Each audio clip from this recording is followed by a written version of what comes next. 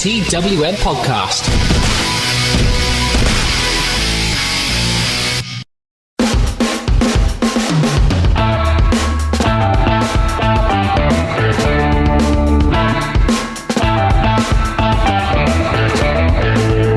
Hello and welcome to what many are calling the greatest podcast ever. See, anyone can do hyperbole, even if it makes absolutely no fucking sense. It's Raw Talk! Hello, I am Matty Deller. Thank you very, very much for hitting the download or stream button and getting yourself involved in this week. Yes, I'm not Smiley. I did say Smiley was going to be back this week, and she was. She was here for half an hour, but then there was massive internet problems in Florida. So, unfortunately, she had to step out, and I had to step in. So if this is a little bit loose and a little bit random, I apologise in advance. I'll introduce the usual co-host in just a few seconds' time, but let me get all of the admin out of the way first. This is a TWM podcast, bringing you content 6, if not 7 days a week, news, reviews, interviews, all that good stuff, available on Apple and Google Podcasts, Spotify, Stitcher, Acast, TuneIn, Podbean, YouTube, and whatever else you can get your pods. If you got us on YouTube, thank you very, very much for doing so. Please subscribe, smash that like button, turn on notifications so you do not miss any bit of our audio or video content. We're putting out some more video content all the time. Check out our Twitch stream highlights. They're fun. Loads of you have been liking them and enjoying getting involved, so please do that over on YouTube. We are brought to you by We Love Sport, a fantastic app that helps you find up to 400 of the UK's best sports bars and pubs that are showing WWE. Obviously not in these trying times, but download the app. It's available on Apple and Google Play Store, so when this whole thing blows over, you've got it at your fingertips, and you can book front row seats as well, so you do not miss a second of the action. In the meantime and in between time, they are doing some fantastic content over at We Love Sport UK and welovesport.co. We're helping them out there as well, so please go and check that out. WrestleCrate. Use the code TWM Wrestling to get up to three items in your first 3 months if you sign up for a monthly subscription at WrestleCrate.co.uk. The next box will have an exclusive item for the upper tier members only. So if you want to get this item, you need to get on that upper tier thing with WWE superstar Seth Rollins. So please go and check that out, WrestleCrate.co.uk, and you can get yourself up to 3 free items if you stay for 3 months or longer by using the code TWM Wrestling at WrestleCrate.co.uk. Joining me is the usual other half of the fierce female fighting duo that review Monday nights. She's here because we're both in the UK and it's not a massive stretch from the US. So we're both here. Actually, not just in the UK, we're in the same county. It is my fellow Essexian person from Essex. It's Jess. Hello. Hello. Fellow Essexian. Essex person. I was going to say Essex girl, but then again, I get that. We get that all the time. Anyone's like, "Oh, you're from Essex." Insert 3 different stereotypes here. Yeah. Nice.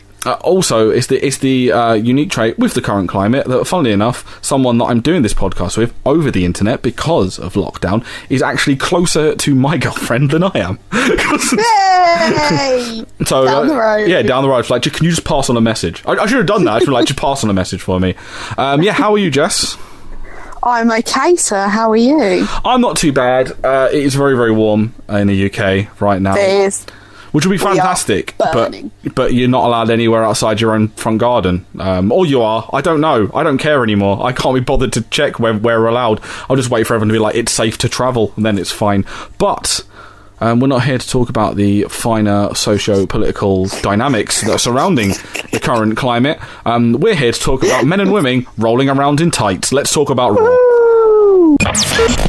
Germany may have started their football calendar once again, but in WWE it appears to be transfer deadline day, as there was a shocking switch on Monday night after Zelina Vega cast out young Austin Theory from the stable that I have called the League of Extraordinarily Handsome Gentlemen. He was picked up once again by the Messiah, Seth Rollins, in very eerily similar kind of form to how he picked up young Murphy, and it appears that Austin Theory has joined forces with Seth Rollins and Murphy as they led in a beatdown of one Alistair Black. This was weird because I don't think I can ever think of a time in wrestling, Jess, where a heel got beaten down by his fellow heel faction and then later on the night turned heel again by joining another heel faction. It's all a little bit confusing. Yeah, it's just because I got spoiled on this when I got up. I will watch this like about an hour after I woke up. But I got spoiled in this just because some people can't keep their mouths closed in the TWM WhatsApp group. So I noticed that. I went, how did they go from there to there? Was there like some sort of like swap? Did they do some sort of deal where like was there a literal like football style transfer where they held a shirt up? But no, it was like he got beaten up, and much like a lot of this show, what I noticed on Raw is that people surrounding the show clearly don't give a shit when people are in emotional or physical distress, because we get one of them later on. He was just left in a heap after being beaten up by two men, only for Seth Rollins to find him and literally be like, I can heal you, child. I think it's just classic. I can't get over his whole Messiah thing. He come out looking like a funeral director today. What funeral directors have you... Oh, no, actually, with the suit, it was fine. I was thinking, what funeral directors have you seen that are wearing, like, leather jackets with one singular glove? Literally, last night, he came out and he looked like he was a funeral director. Seth, stop. Go back to the leather jacket. I can't cope with it. looking less like Burn It Down and more like, we're here to talk about your Grandma Edna's estate. Yeah. But, like, I'm going to say... I'm not against this, because honestly, I think in hindsight, because Austin Theory's good, but if there's anyone that's a blank canvas to be made into like a disciple, it's Austin, because Austin Theory has that very create a wrestler generic WWE template. He's very good, and he's got great potential. But if there's anyone that will be great in just like the all-in-one, I am a disciple of Seth Rollins, I feel like he fits that perfectly.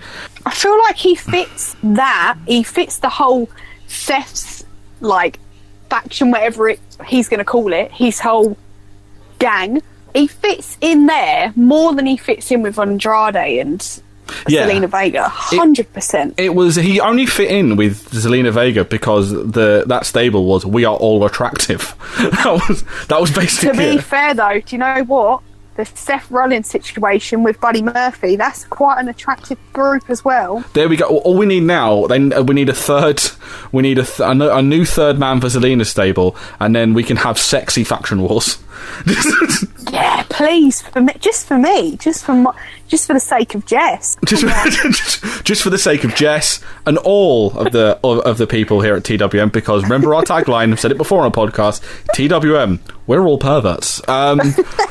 So, like, I'm a big fan of this, but I did get massive. I don't know why.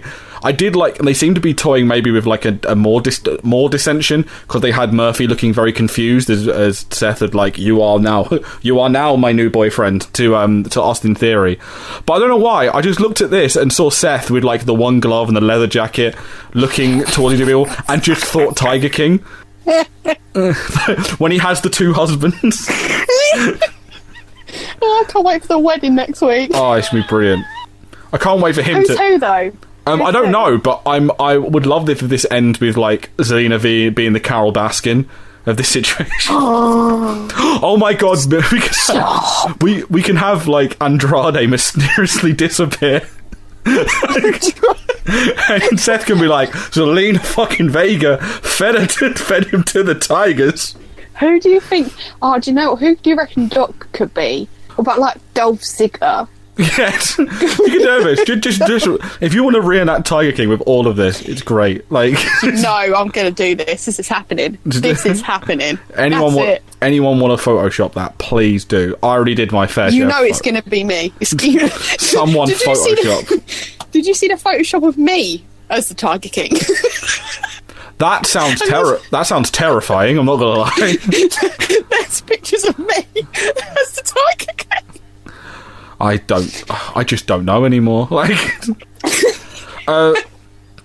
but to drag this back to wrestling a little bit, we did get a match between Murphy and Aleister Black, and I was a little bit kind of, we're going back to that, but we didn't really get necessarily a match that I can really remember. The focus of that match was pretty much all on the Austin Theory thing on the outside, so it was almost window dressing. This did stem off of the Kevin Owens show, the Austin Theory thing, where Kevin Owens brought out Zelina Vega's Handsome Club and stood there and was like, well, I'm not necessarily here to interview just you guys because he stood on the outside of the ring, and Zelina was like, are you not going to show us respect and come in? He's like, no, because there's more guests. And then Apollo Crews makes his grand return, and I'm quite enjoying Apollo Crews in a minute, you know. Yeah, I was going to say, as much as we all crapped on they've dicked him over there, and clearly this is a heel turn, what they've done is they've made him a really fiery baby. Like that takedown on Andrade, just bam, brilliant. It's such a shame. I hate that when you get like people coming back from returns and they do the double leg. Ironically, it's probably one of the things that wrestlers that aren't particularly good wrestlers do, because they don't put any finesse into it. I'm just remembering a lot of the time the best like takedowns are usually done by like, and again, not passing judgment, this is many, but like divas in like 2005, because they would literally just double leg people, whereas other guys would like go in and like proper try and do like a wrestling takedown. This one, he proper just like, no, boom, spear tackle, right hands, which then into a tag match between Kevin Owens, who had his gear on underneath his jogging bottoms, which made me laugh. Because they didn't really explain it. He was just there in his shorts. So to be fair, that was me today at work. Like, I was in my trackies ready for the day, but I had shorts underneath ready for the sun. So I know how he feels. I was thinking, I was hoping maybe you'd be more of a, you'd be less of a Kevin Owens and more of an Angel Garza. You were like, I got my shorts on, haha, and rip them off. That match did lead. Obviously, that match was Kevin Owens and Apollo against Angel Garza and Andrade. That did lead to my second favourite call involving Angel Garza's pants. The first one still being NXT, where what was it? Was it Ciampa pile drove his pants, and Nigel was like, "My God, he pile drove on Jay Garza's trousers." And this one was brilliant because it was Kevin Owens yelling, "Hey ref, get those pants off the ropes!" It just made me laugh. Don't know why, just did. And there was an accidental forearm that led to Zelina Vega chucking out Austin Theory. With that, I'm wondering maybe. Do you reckon that was always meant to be in the cards, or do you think maybe creative thought he does look a bit of a spare part compared? He doesn't really fit in with the whole Andrade. No, he doesn't. Do you know what? I think bloody what's his name? Humberto Carrillo would have fit in more, a little bit more of it. Yes, this is true. He would fit in, and I think maybe replace him and keep Theory with little Seth and his whatever funeral director thing. Seth Rollins, funeral directors. It does give a whole new meaning to the term "burn it down" if he's talking about cremation. It does. Seth Rollins, funeral directors. There's a business after wrestling. He can set that up during his paternity leave he's going to get in a few months. Yep. Do you know what? Yeah. Got a business opportunity there. Get on Shark Tank, my friend. We also saw a big shift in the WWE title picture as old Bobo Lashley finally took the advice of MVP and stopped messing around with R-Truth, who is still doing that ridiculous Pretty Ricky thing, and is now focused his intentions on Drew McIntyre and the WWE Championship. That match with King Corbin, after them building up, like, it's the first match in the brand-to-brand, whatever they called it, brand-to-brand dance party, or whatever it is. I can't remember what it is, to be honest. Wait, is this like Wii Sports? Yeah, that's what we're calling it. The brand-to-brand Wii Sports Bowling. Out. Strike! But it was, like, the match between him and King Corbin was just very incidental. Like, there was nothing. They literally built up the first match of a SmackDown wrestler against the Raw's champion, and the whole thing was based around Bobby Lashley being there instead, so it made King Corbin a tertiary character in something where he was the main one. So it didn't really set that off with a tremendous bang. But I am intrigued by them pushing Lashley up the card, because him and Drew, I think, could have a very, very good match. Don't know about you? Well, they've just announced it for Backlash, haven't they? Yes, it has been officially confirmed now that it's going to happen at Backlash. I'm not. See, I don't know. Like little Bobo, bless him, little Bobo Lashley. Little Bobo Lashley. I've ruined Lashley ever since I called him BoboLashley off pod, which is an OSW reference. I'm a fan. But you've been just laughing at Bobo Lashley, which is it reminds me of Habbo Hotel. Bobo Hotel. Well, we now have the name. Bobo Hotel. We now have the podcast name, Bobo Hotel. Exactly. You know, bless him. He's been like here, there, everywhere. He's been the whole Lana situation to start with. Ruined it for me. But I feel like, although obviously I don't want him to really be champion, I think it's quite a good person in a way to go against Drew.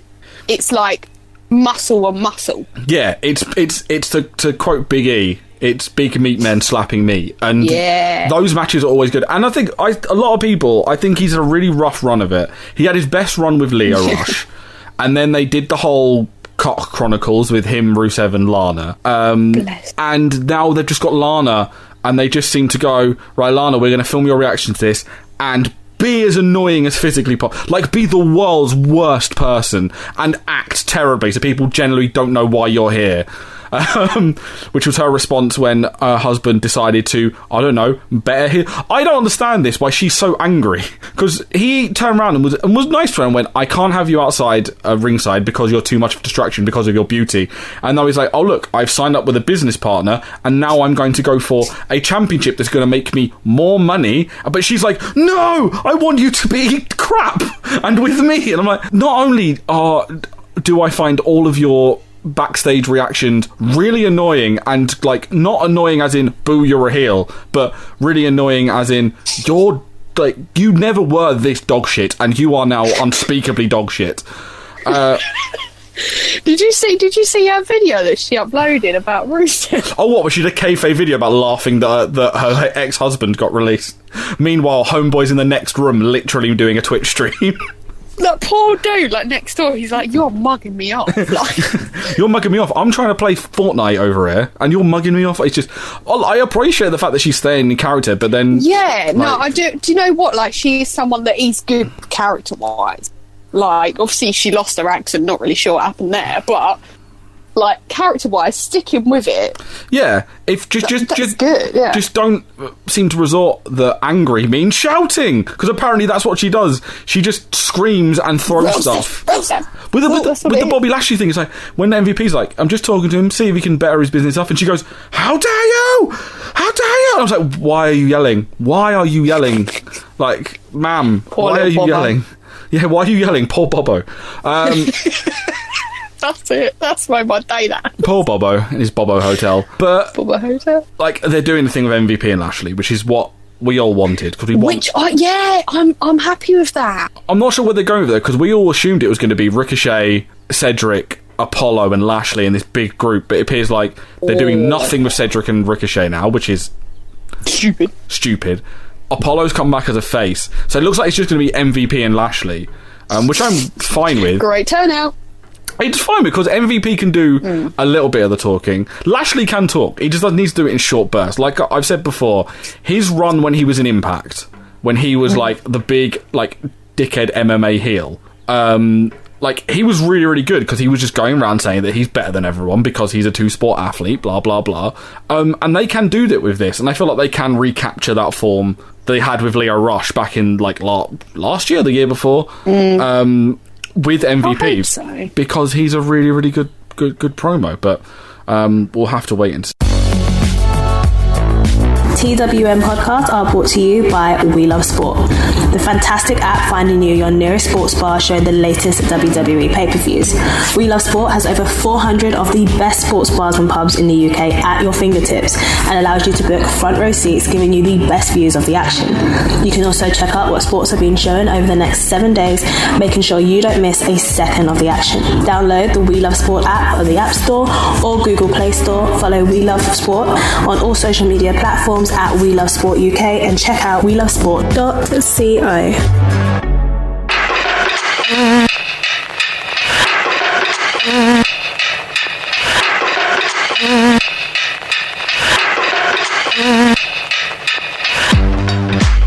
TWM podcasts have joined forces with WrestleCrate, the original and best monthly theme, monthly wrestling subscription service to bring you a fantastic deal.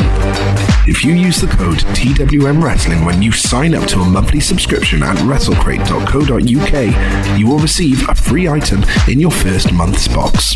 Then, if you stay for another month, you'll get a second free item. And then, if you stay for a third month, you guessed it, we'll give you a third free item. It's as easy as 1, 2, 3. WrestleCrate brings you the best swag from the biggest companies and names in the wrestling world. We're talking t-shirts, photos, pins, DVDs, vinyl figures, and loads more from WWE, Progress, Shakara, NXT, Fight Club Pro, and loads more.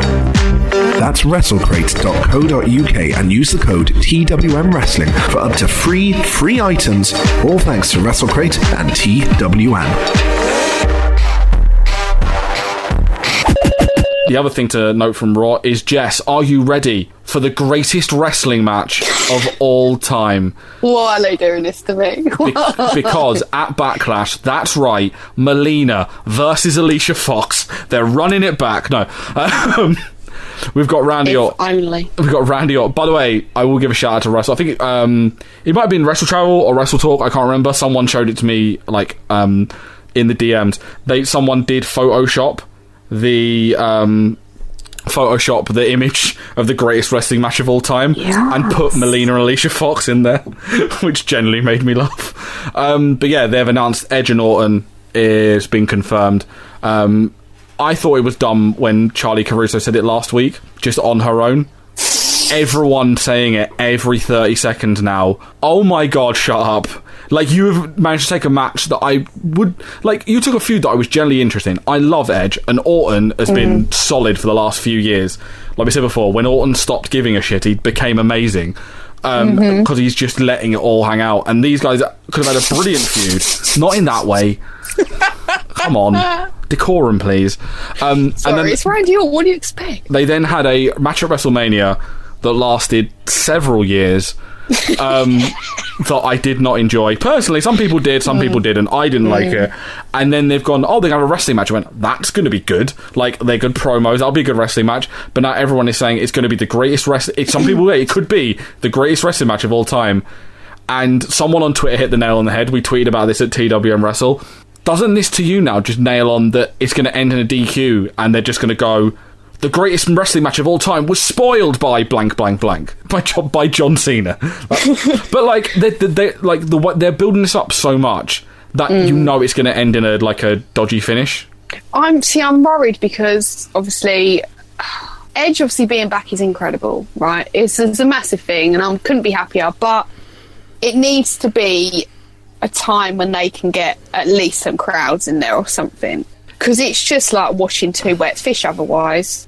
Yeah, it's one of those things of these guys. Like I said, that last man standing match would have been a million times better if it was in front of a live audience. They could have done all the big set pieces. They decided to try and do drama, and it fell flat on his face. These guys are going to have a really good have a wrestling match. I feel like these guys need a crowd to build this up. They deserve a crowd. They do deserve it. Everyone does. Yeah. But like we said, some people are capitalizing on this no crowd. Some people are thriving on this no crowd thing that would probably thrive with the crowd, or some people actually would be thriving without thriving without a crowd, whereas with a crowd they might flounder. These guys, I feel like, are just treading water without a crowd, because it just doesn't hit the same as a normal as this normal feud did, which is a shame, because I love both guys. Like they did a promo off. It was good. I do like they're doing a lot of callbacks where Edge is like, I wrestled you before, and like I beat you last time we wrestled, and then kind of Orton go to me and he goes, I accept, and Orton's not sure what to make of it because he didn't think he'd accept. Like, these guys could talk for days and days and days, but I feel like with the branding of this, we're just like, they're building it up so much that the casual fan is going to be like, oh, this is going to be the greatest match of all. This is going to be like HBK Undertaker. It's going to be like the greatest match ever. But then to the longer standing fan, we're like, we know how this is going to end because we know how you operate. And yeah, it is what it is. It's just a bit of a letdown. But I'll put my hands up. I've completely changed my mind on the Street Profits Viking Raiders thing, because last week that whole segment, as much people said they enjoyed it, I thought was awful. This week's was quite funny. I don't know about you, I actually really enjoyed the axe throwing segments on Raw. Do you know what? I think I'm a bit confused why it's all kind of happening, but I like it. I like it. It's strange because they do. I don't understand what. Maybe it's because they need to do a lot more outside set pieces to fill airtime, so they're using this as an excuse to do that.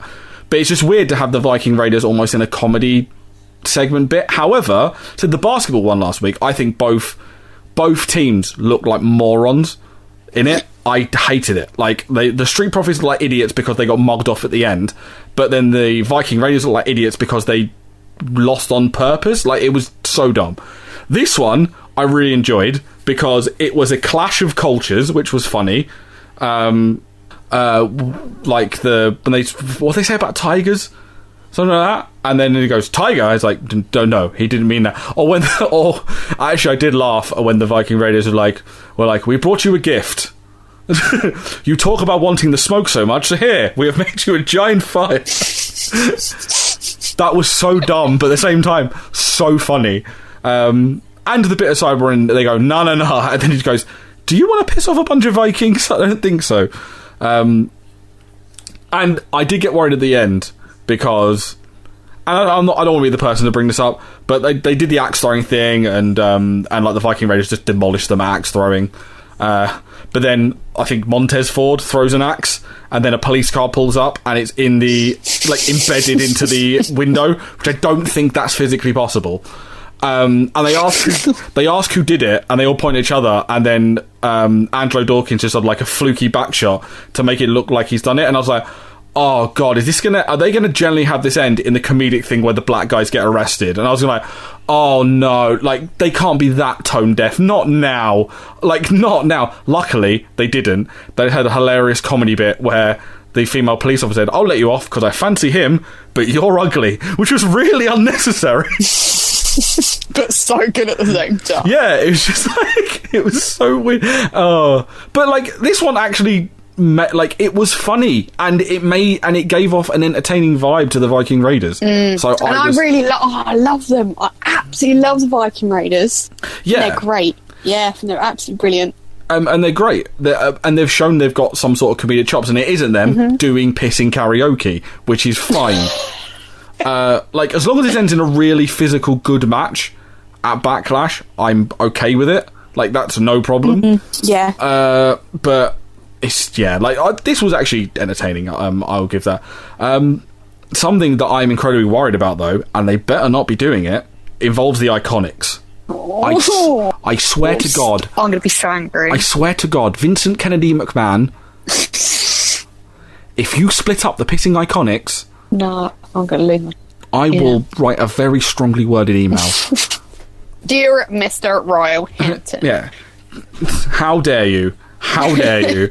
How dare you? You got to be joking me. How dare you? So the Iconics lost their Raw Women's Tag Team title match to Alexa Bliss and Nikki Cross after Peyton Royce got a bit too angry and proceeded to yeet Alexa Bliss repeatedly into the ring post. I think one of them might have been a bit too hard, because I'm pretty sure she twatted her head off the ring post on the second or third one. It looked rough, not gonna lie. And then they had a backstage where they argued, and Billie Kay was like, we lost and it was all your fault, and then she slapped Peyton, and then she said sorry, and they cried and hugged, and someone on Twitter made a very good point of WWE do not understand how women talk to each other, because this is not a thing that happens. Women don't immediately slap each other and then cry and then hug. It sometimes happens, but but not all of the time. But if they are, like, did you know what's going to happen? They'll split them up and do nothing and do nothing with either of them. I think it's the stupidest thing. There's tag teams, but they've been put together. They're the only tag team they've got that are an actual proper tag team. Yeah.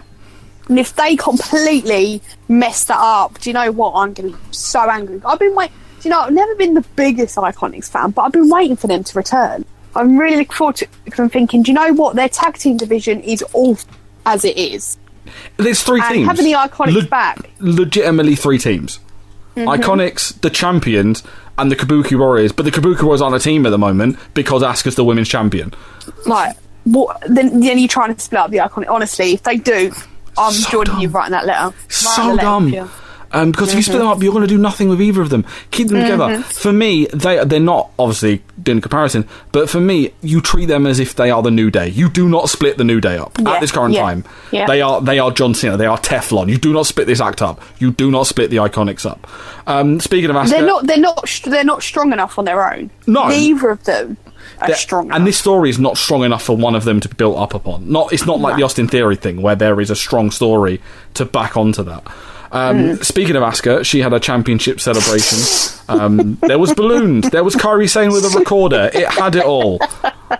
I don't know why she had a recorder. Not sure. Jokes though. I don't know whether she was trying to do like a year 4 recorder recital, just get it out of the way there. So cute. Nia Jax came out and made a challenge to Asuka, and then attacked Kairi Sane backstage in a really unsafe way, to the shock of no one, because I'm pretty sure she just yeeted Kairi Sane side of her head into a packing container. Like, how do you do pre-recorded backstage segments and still manage to fucking hurt people? A second. I really thought that Nia really the safest worker they have. Really. I know. Did my sarcasm there? It's tremendous. Like she's basically Bret Hart. Like, that's how safe she is. She's so didn't drop Lacey Evans on her head at Money in the Bank at all. Didn't side. It's so. But then she did get a comeuppance because serves you right for wearing the braided pigtails, Nia Jax, because Asuka pulled them back and then booted you square in the face. I did like that as a running storyline, though. Basically, them having Nia challenging Asuka fighting Nia off, Nia attacking Kairi's friend, and normally they'd end it there, but they then had the bit where Asuka finds out it's Nia and goes after Nia, which is like the rational thing for like a competitor to do, which would be like, well, you've hurt my friend, I'm not going to wait till next week, I'm going to go and kick you in the head now. So that was pretty good, but it was topped by just Kairi Sane now being a recorder enthusiast. She's so cute. I love her. Oh, sidebar, completely forgot to mention it's about the axe throwing thing. The other highlight was obviously Angelo Dawkins getting into a fight with a horse, because that just came to my mind, mainly because if you look at TW Wrestle, I may be spent 2 hours creating a Raw graphic that says next week Angelo Dawkins versus horse. I didn't have a lot to do this morning. We also had a submission match that had no prior booking behind it other than a match last week between Shayna Baszler and Natalya, which Shayna won really, really quickly, and then Natalya threw a tantrum. So basically they're giving her Christian's gimmick from 2002. I'm not particularly bothered because I don't like Natalya, so she's stuck with it. I can't stand her. Genuinely, and I say this with hand on heart, she generally, and I don't like to say it, she's, other than obvious people that are like unprofessional or have done heinous things in regards of just wrestling and character, she's the wrestler I like the least. She's boring. What? She can't talk. And she's nowhere. And for me, she's not as good in the ring as everyone says she is. Jesus. I don't like. I've always made this clear that I've nenever really liked Natalya, and also I have a sneaking suspicion that she's secretly holding TJ hostage and. Crazy cat lady. That's it. Yeah. Oh yeah. No. I think that's it for many years. He's definitely screaming to. He's definitely having a secret affair with Joe Exotic. No, I was saying that he secretly he just wants to go and live with his bro Cesaro. He's been denied this for many years. He's all right now because now he's an agent, so he's allowed to leave the house. But when he was stuck inside looking after Natalya's 36 cats, then yeah, I just don't like Natalya. He's just knocking on the door like, help me, let me out, please. But even from an objective standpoint, Natalya throwing temper tantrums when she's losing is not going to get her anywhere. She's just treading water, and it's one of those things of like, why are you on TV if they're just going to have someone tread water? That's it. Not a fan. We also had a promo from Liv Morgan, which was a really good promo. Yeah. I liked it. I thought it was good. It like played on her like emotional stuff. It made her relatable. It basically implied that she's going to kind of push towards the Raw Women's title. I would like to see her win the belt by the end of the year. I don't think it will happen. You're joking. I don't think it will happen. Yeah. But I would like to see her, even if it was a short one, if it was like a month run with the belt, because they've not got Becky, so they need to try stuff. You can't, as much as I know. There's one person I want to have that belt, and that's Ruby Riott. That is true. That would be great. I want her to have that belt so much. Like, it actually angers me that she hasn't got it. Well, you could do like, it's maybe just me. Maybe you could have Ruby down the road. Just anyone that's not Nia. Oh please, not Nia. You could have down the road. You could have Ruby beat Asuka for the belt, and then maybe do like a quick switch where like Liv has it for a month, and then Ruby can win it back again. I feel like she would really benefit from like a really flash title win. I feel like it would give her a big like jump up, because there's a lot to get behind when it comes to Liv Morgan. Like that match. They're really pushing her. Really pushing her. That match with Charlotte showed that she is ready, which is good to see.